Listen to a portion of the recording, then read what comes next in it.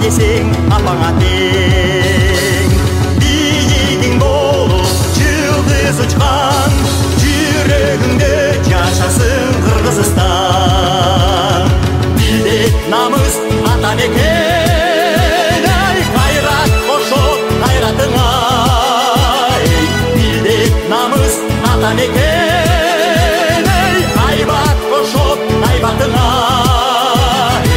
Көк аспан болсын ашық, көңілді еркек еңбек, қолырын толқындатып,